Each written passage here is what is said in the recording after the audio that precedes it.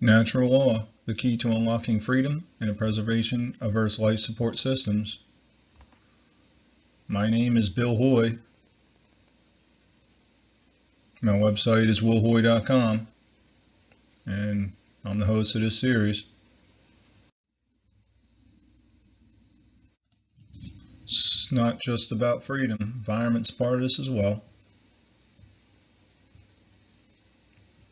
And this is Natural Law Video Series, Episode 4. Freedom and the environment go together. Yes, they do.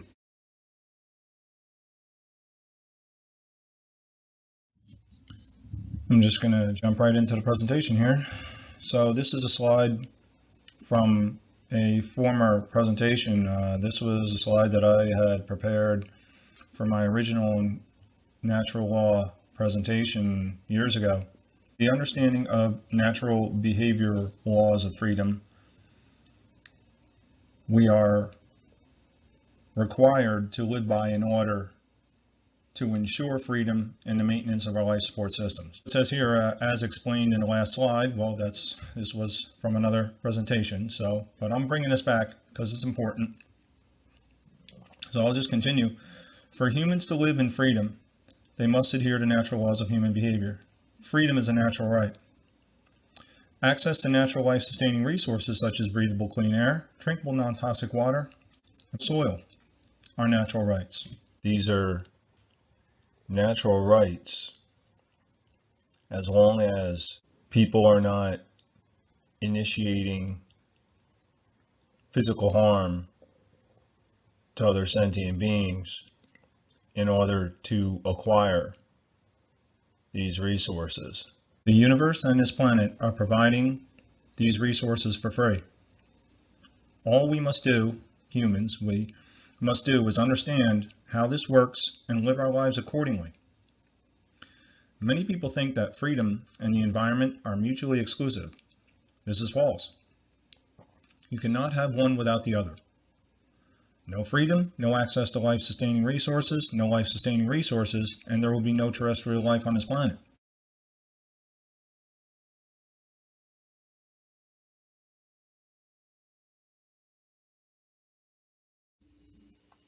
We must be united in the understanding of nature.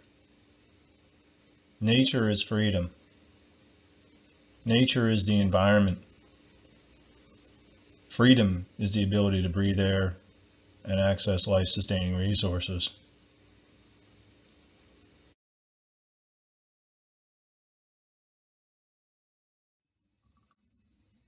Here's a little breakdown of what I was referring to in the last slide. Basically what I call a general type divide. These are not blanket statements. These are very general statements, but this is just what I see in the movement. I would say that consists of people that are looking to better humanity as well as life on this planet and stuff like that. And up at the top I have says activists, and what I mean by activists, I want to be clear, I'm not referring to your corporate owned and funded government grant money, stolen money, euphemized as taxpayer money, puppet so-called activists and people that are supposedly fighting for humanity, but they're just puppets for government and wealthy industrialists, 501c3 phonies. I'm not talking about them. I'm talking about people that are really getting out there and trying to do something. When I say activists, I'm using the word activist in the sense of someone becoming actually active in I'll use this metaphorical cliche, putting their skin in the game. They're getting out there and they're getting knowledge, they're understanding it, and they're putting it out to the world and trying to do something. So that's what I mean by activist. Okay, I really don't even necessarily consider myself an activist. I really never wanted to be an activist, but I am in that sense. I am an activist. So among these activists, there's this divide here, and it's once again, I want to be clear. These are very general statements. I'm not specifically pinpointing anybody here. This is just what I see from a general perspective. Lots of times I see people who their primary focus, freedom is most important. And I want to be very clear here, folks. I'm just trying to get people to understand and acknowledge in their work, at some point in their work, at some time, even if they just mention it briefly or something, that both freedom and the environment are synonymous. I mean, if your primary work is talking about freedom, then yeah, you go ahead. That's great. But I'm mainly focusing on here people who think freedom is most important, and either the environment there's nothing wrong with the environment. We got a lot of those out there. Or we got a lot of those out there who think that there's some problems with the environment, but it's not necessarily as terrible as people are saying it is. Or you have people that just don't focus or mention the connection between freedom and the environment at all. And that's really what I'm talking about here with this slide here. Your work is not complete unless somewhere at some time you at least acknowledge that freedom and the environment are one and the same as a part of nature. Okay? How we treat our environment and our life support systems will definitely affect our freedom. We're going to have very limited freedom if we're not taking care of our life-sustaining resources. Let me just try to say this better. We could have a much easier and better time exercising our free will choices if we're living in a sustainable ecosystem that supports life, and not just survival, thriving. So that's what freedom's about. Freedom's about the connection from freedom to the environment. It's about thriving, not just surviving, thriving. Okay, so let me move on.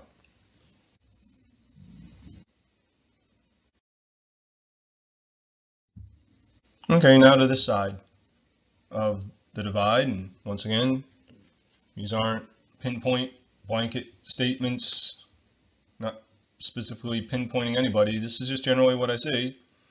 And I see people that are mainly focused on the environment. The environment is most important. And once again, there's nothing wrong with being your primary focus on the environment. There's nothing wrong with that. That's great. And most of these people think, well, without an environment, there's not going to be anything. And you definitely got that right. You have that right. But once again, if we're going to be able to maintain our life support systems, freedom, our free will choices to align with objective morality, align our behaviors with objective morality is a part of that. And they go together. And a lot of people just focus on the environment. There's a lot of people out there that just focus on the environment, and then there's people who just focus a little bit on freedom, talk a little bit about freedom and stuff like that, but mostly the environment, not acknowledging the importance. Okay, what I'm really trying to say is, once again, if the environment's your main focus, fine, that's great, that's important. But somewhere in your work, you have to mention that freedom, our freedoms, are a part of this and go along with the environment. You have to mention that somewhere in your work at some point in time. You have to at least know that in your mind. But it's important to mention it in your work because we have to get this out there. We have to let people know that freedom and the environment are synonymous. Can't have one without the other and vice versa. Can't have freedom without the environment, can't have the environment without freedom. Many people who think that the state is going to help us fix the environment, so to speak, and I'm here to tell you folks that the state in its own existence is subjugation and slavery and violence, and you're never going to get that. You're never going to get that. I understand some people in certain environmental movements may try to work with political actors and stuff like that. And while, that's not, if that's what you do, that's what you do. But I can tell you that the problems in our environment will never be completely solved through the auspice and the religion of politics. It has to, the politicians have to themselves move away from, at minimum, the left-right divide, but have to move away from the state. This has to be a grassroots solution of the people, not the state. The state doesn't even have the right to exist. But I just wanted to mention that group. But once again, I'm just going to move on here. Continue on. Now, to the top box of these people who think that the environment is the primary focus and freedom is not as important. These people are even a little bit further divided. And folks, there's many divides within all of these constructs.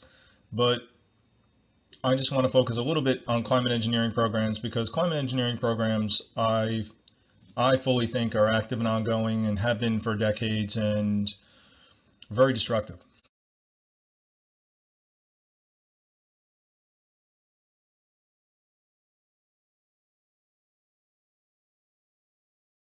So once again, top box, these people think that the environment is the primary focus. Freedom is not as important. And now to the left side here, these people do not acknowledge that active climate engineering programs. Okay, this is mainly like the environmental movement people who put environment as primary focus. And then to the other side of the divide, these people acknowledge that climate engineering programs are active. That would be me.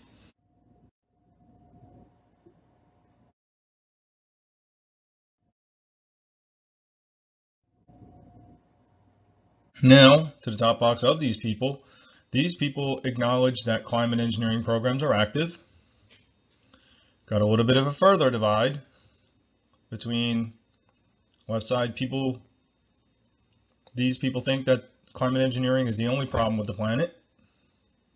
These people think that there's no other problems. As long as climate engineering stops, everything will be fine. Not exactly. And then to the other side, these people know that there are many other sources of planetary destruction. Climate engineering is the worst. That's what I think. With the people fighting against climate engineering programs, another further divide. This is a big one. And to one side of the divide there, these people do not accept the existence or use of artificial ice nucleation operations. And on the other side, these people accept the existence of artificial ice nucleation. And I'm telling you folks, I'm going to get to this further. This is the ultimate, this is the ultimate weapon, man, artificial ice nucleation, and the ultimate hubris, controlling the weather, creating weather. It's bad shit. What is artificial ice nucleation?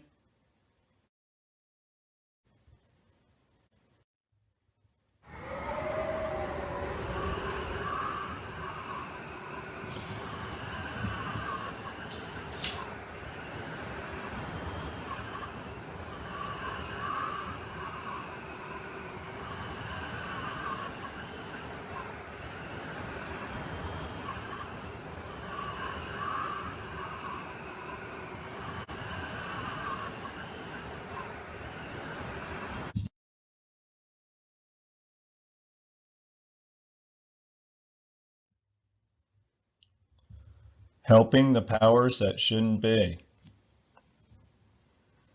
When activists choose to acknowledge only one side of nature, freedom or the environment, and ignore the other side for their fight against the satanic industrialists / occultists and their political puppets, I might add, these activists are helping the controllers to maintain their power over humanity.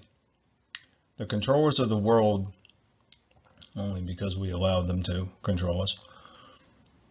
I'll start over again. The controllers of the world rely on humanity not knowing, understanding, and aligning their behaviors with nature, natural laws.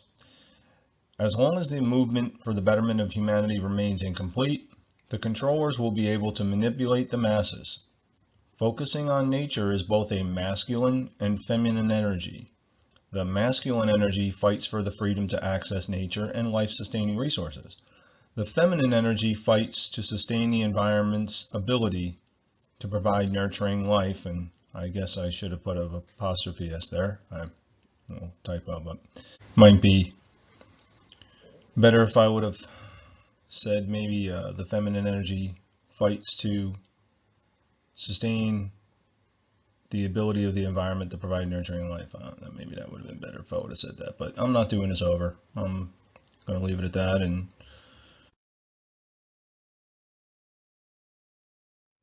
I want to be clear on this here. First thing, before I say anything, I want to mention that this book here is a must-read. This book, What Really Makes You Ill, Why Everything You Thought You Knew About Disease is Wrong, by Dawn Lester and David Parker. And this is a recommended read, this book. I've learned so much from this book. So why am I mentioning this book? Well, one reason is a lot of things that are wrong in our world, environmentally, and with ourselves as humans are in this book. So it relates in that sense. But this book, I wanted to mention this because this book, the authors, I say, make a common mistake. And once again, I think this is an amazing book, and I've read this book a couple times. I've read it all the way through once, and then I go back to it to reference certain things. So it's a great book, and I recommend it. It's a must read. But this book falls into a little bit of, like I mentioned, helping the powers that shouldn't be. That I'm not saying I think that the authors of this book fall into the divide that I've been mainly talking about here. I don't think they're one-sided as far as like freedom or the environment. That's not what I'm referring to here. What I'm referring to is, I'm bringing up this book because it's a great book, and I want to show you how deep the helping of the powers that shouldn't be goes, even within people who write great things like this book. The authors talk about the human body as having a natural homeostasis, and that homeostasis shouldn't be disturbed. And I agree with that. Based on my research, what I've seen, not my opinion, I agree with that based on scientific, objective, scientific research and spiritual research that I've read. But then again, the authors fall short on being clear that this planet Earth also has a homeostasis, and that homeostasis should not be disrupted. The point that I'm trying to make is that the authors of this book fall into helping the powers that shouldn't be in the whole carbon narrative, that the planet Earth has a homeostasis and that shouldn't be disturbed. And while carbon is not a toxin, yes, it's not a toxin, but too much of even a beneficial element too fast is no good for an organism's homeostasis. This is a video that I made a couple years ago talking about some of the major sources of pollution to our planet.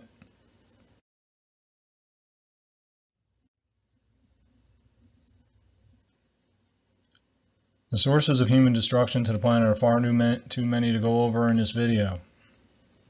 In the garbage dump video, I was not able to list all the sources of pollution in the amount of time it took to do the video. There's so many, folks, it's unbelievable. I will list some of the most important causes of planetary destruction in the current video I'm doing right now. For those of you who think the curtailing of our freedoms are the only problem, this is for you. For those of you who are environmentally conscious as far as climate engineering programs, accept that climate engineering programs are existing, but then want to claim that it's only climate engineering programs that are destroying our planet and nothing else is destroying our planet, this is for you. So, some sources of environmental destruction.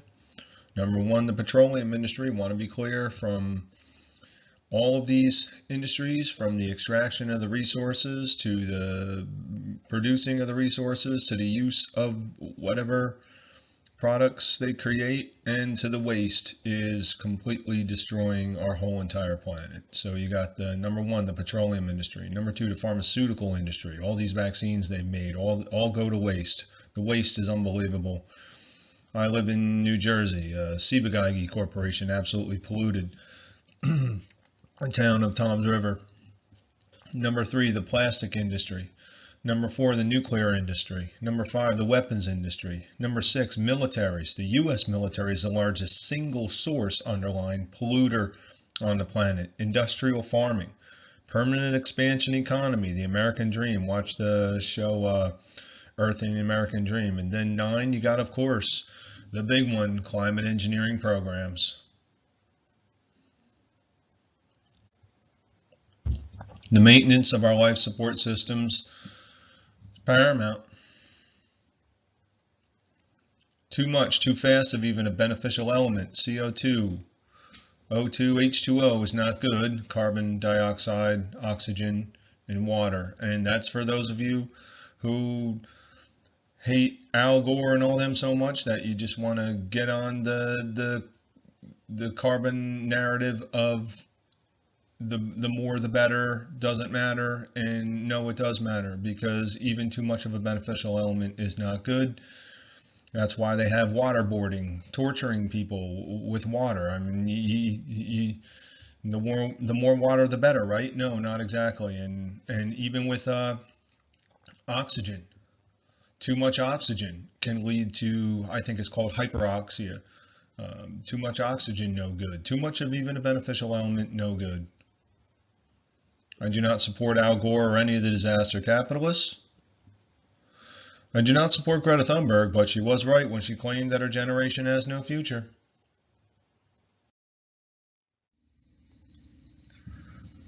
Final summation.